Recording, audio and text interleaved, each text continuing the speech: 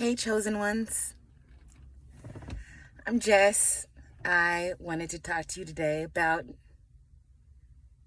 the fact that they threw us to the wolves. They threw us to the wolves. And some of us can't really wrap our minds, our heads, our bodies, our souls to that fact.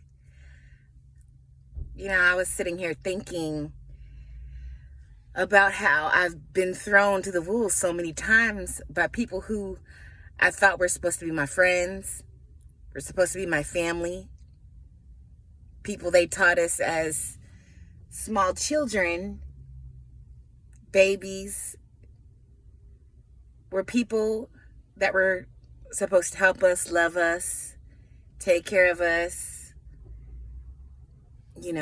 help us get through hard times and everything. And we were told that as kids, many of us, but as chosen ones, we did not yet know that we were chosen. So we suffered a lot of setbacks and heartbreaks and letdowns at a young age before we could even process it. Because like I said, we've been told that, hey, family's going to be there. Family's got your back. Family's not going to leave you for dead. But lo and behold, what do we find out?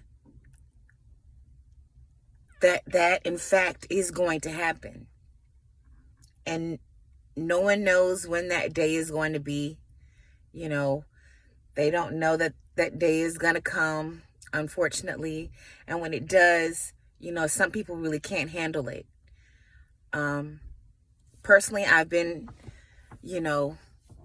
awakened to that fact that I'm not, out here having all the support in the world, all the love in the world from my family. I was thrown out, pushed away, thrown out to the trash, to the wolves when I was very young, 17, in fact, out here, homeless, alone, waiting for my family to come get me, and that day didn't happen, and I wanted to force it to happen, but it just was not happening the way, I thought or was told or taught it was supposed to happen, And I thought, okay, well, this is just a horrible game, they're just mad, they're just angry. No, they meant to do that. True chosen ones, they don't leave people for dead. They don't even leave really people they barely even know for dead, If it's, to help someone, they usually have it in them. They have the empathy. They don't, kick their children out on the streets. They don't do the horrible things that they did, that not even a wolf can do. And I say, yeah, they threw us to the wolves, but, even wolves have the instinct to take care of their children. But these people out here who are, I don't know, whatever you want to call them, the people that are from the dark place, the stalkers, the evil people, the crazy people, whatever you want to call them, they are out here and they're not going to take care of you the way that you would take care of them if something terrible and bad was going to happen. They can't reciprocate that. They can only take. They can only be an energy vampire, and they'll only take from you. They can't give back anything. And if they do give back anything, it's just because they want something in return. It's very transactional.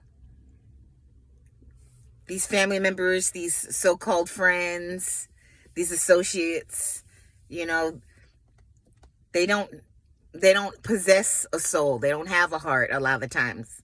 You know, if you think back, there's something not right with them. And there's just something, it's just not right with them. And some people, some chosen ones have a hard time, so they'll go back and try to make things work. And yes, you know, if something like this happens again, they won't ever do it again. They learned. They won't ever do anything like that. They wouldn't dare think to put me in harm's way. They wouldn't dare think to put me in that position, to lose this, to lose that, to get hurt, to die. You know, they don't care. They don't care. Okay, so in turn, what do we as chosen ones look like when we try to mend things with broken people that are never ever going to be how you want them to be, because you cannot fix them. A lot of the times, chosen ones think that they can fix people. They think that they could nurse people back to health. But there are some people who chose a long time ago, way before they even met you, dear. Way before they even met you, they were broken. There was something within them that was broken that was never going to be able to be fixed by you as a chosen one. And you just have to get over it. And it's sad, and you want to cry and all that, but it's just the way it's you know, how some people's natures are, you know, and you're just gonna have to suck it up. You know, as chosen ones, we've always been told that we need to suck it up. Suck it up. Because for me, you know, I didn't get people who made excuses for me when things happened that were bad. There were no excuses. It was, what did you do? What did you do? What happened? You know, that's what they want to know when, you know, when a chosen one gets in a bind. They wanted to know what you did, okay? And what you're going to do to get yourself out of it in order for them to help you, okay? It's, you know, you're guilty. You're going to be guilty in a lot of instances before you are even able to plead your case. It's not, as a chosen one, a lot of the time you're going to be guilty, you know, by association. Guilty because you didn't make the best decisions that you could have for yourself, you know. And they see you as someone that, you know, that possibly has had it easy. You know, you don't look like anything that you've been through, you know. You don't look like someone who's had a hard time. You don't look like someone who's not had a lot of support.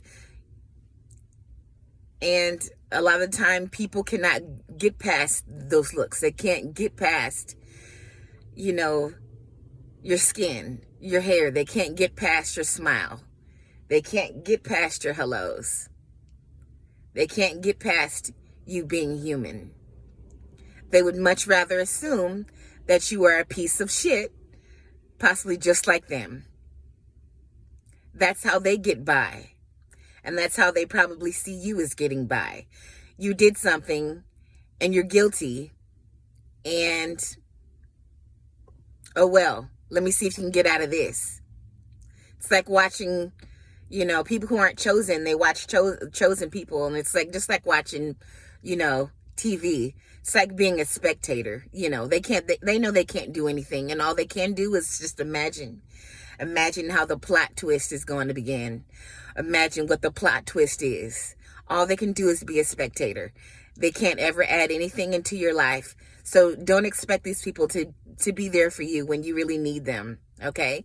Because a lot of the times these people, they harm way more than they could ever help. They can't really help you. You know, they don't have the intuitiveness. They don't have the intelligence. They don't have the IQs. They don't have the empathy. They don't have the heart. They don't have the soul. They don't have the rhythm. They don't possess those things to be able to go from A to B to C even. Can't even do that for themselves. So they will look at you like you're crazy if you ask them for something. Or they'll see it as a chance to look down on you and kick you when you're down. Because that's exactly what happens. They'll kick you when you're down. They can't wait. They don't want you to look healthy. They don't want you to look good. They don't want you to be alive. They see everything as a competition, you know? And that's just how it is. All their glory days have came and went, if that was even ever the truth to begin with. And most of the times they didn't have glory days. A lot of the days that they have, they spend in shame, and they waste away, and they waste a lot of time. And they spend a lot of time focused on the wrong things, which isn't themselves. They're focused on other people. They're focused on chosen ones who have things going for them and things that they've done and accomplished, things that they could never do themselves. Okay? But like I said, they see you as a chosen one, as someone who's on TV. They see you as a character, as a role. They don't see you as a real person. They won't treat you like a real person. And life will go on after you're dead. I've seen it many times before. People in toxic families, chosen ones in toxic families, their family was so toxic, there's no way that these people had a chance if they had the family members that they had around them, the brothers, the sisters, the cousins, the in-laws that they had all around them, all surrounded around them, who are all so codependent and also not very, accomplished. It's a big deal to do certain things, to them. They have to take, very good care with their supply that they get in their lives and keeping their supply. They're too busy worried about keeping their supply that they're not going to be worried about helping you. Someone who, seems like you can just snap back and you can just get out of it, right? They want to see you in jail. They want to see you in prison. They want to see you abused. They want to see you hurt drastically. It's really all I can say. And I know it sounds really bad, but they really do. Wolves, I think they actually take care of their young. Most times they do. That's why they run in packs, There's no physical language to communicate, but there is an innate understanding that, yes, this is our young. We're going to take care of it in the wild. Some humans don't even possess that. And I'm be willing to bet that they're not even human anyway. They've lost their last bit of humaneness a long time ago. They lost a lot of their dignity a long time ago. Before you were even born or before they even met you, they lost their dignity a long time ago, and that's just something they, didn't divulge to you. But, something was off about them, and, they lost their dignity a long time ago. Who knows what they've done? Who knows what they did? Who knows what they did to you behind your back? And that's why they act so funny. They act so fake because they have things to hide. Okay? It's so much easier to get you out of the picture so they don't have to be accountable for the things that they did and the misgivings that they did, how they mishandled you, how they mishandled your relationship. It's too much. They'd rather you die. They'd rather them push you out into the cold and go survive, as opposed to actually saying, oh yes, I should not have done that.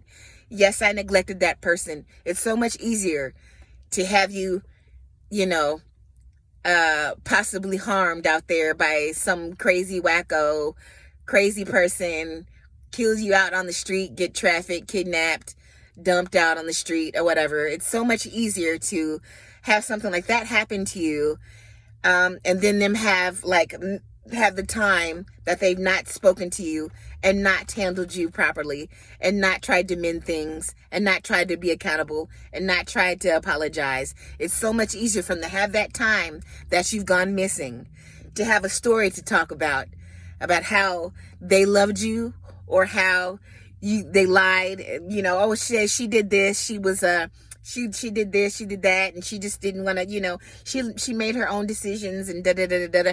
They don't want to say how they failed you. They don't want to say how they failed the relationship. They don't want to say how they failed being a parent to you. They don't want to say those things, okay? So they just need a story. They need all these things to be happening to you. They need your life to be all amok, so they can be able to sit back after everything's happened, after you've been harmed or dead or possibly, because we know that they don't care about that. They want to be able to have their story for the 9 o'clock news or whatever, whoever they can tell, whoever wants to deal with them, whoever is crazy enough and desperate enough and codependent enough to talk to them and deal with them. And, who even feels comfortable being around them. Just get away from these people.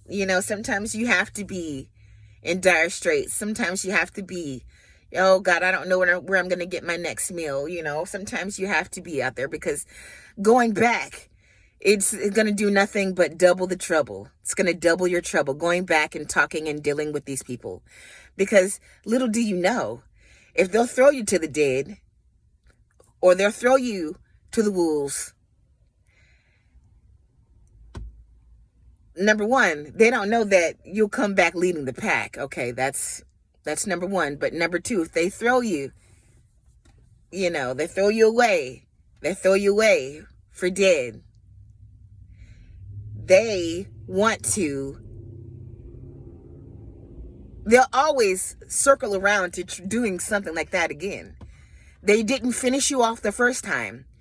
Something bad was supposed to happen to you before, and it didn't happen. Okay, so they want these bad things to happen. They don't want you to have any support. They want you to struggle. They want you to fail,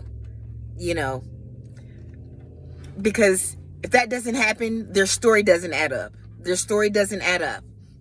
Okay, so if you aren't out here struggling, doing something strange for a little piece of change, if they can't say that, if they can't, they're going crazy. They're going to find a way to, because they're not going to help you. They're not ever going to be there to help you. Blood or not, they're not going to, that's not within their plan. That's not in their makeup. That's not in them. It's not in their DNA. There's not, that's out of the question, unfortunately. But I'll touch on the topic a little bit more, in the future about how, spineless these people are, and they're big cowards. They could never, sit and talk to you and have a good conversation with you to resolve things. That's not, resolving things isn't in their makeup. They like to fight and be angry and dwell and nurse their mental issues. And they want to be able to shift the blame on you. Okay? As a chosen one. Don't let them do it. Don't let them do it. As a matter of fact, don't ever deal with them again. Because the same way they left you for dead, they want to finish it off. And if you paid attention to the cues and you paid attention to some of the things they did to you that indicated that they were going to physically harm you and you were going to get seriously harmed, if you didn't pay attention to it the first few times, you got to pay attention to it right now. Pay attention to it right now. And really, that's all I got to say, for right now about it. as a chosen one. Got to be careful because they really want to finish you off. They want to finish you off. And they like seeing you do bad. They like to know or hear that you're homeless or you're in a bad way. They love it. So be careful. Bye.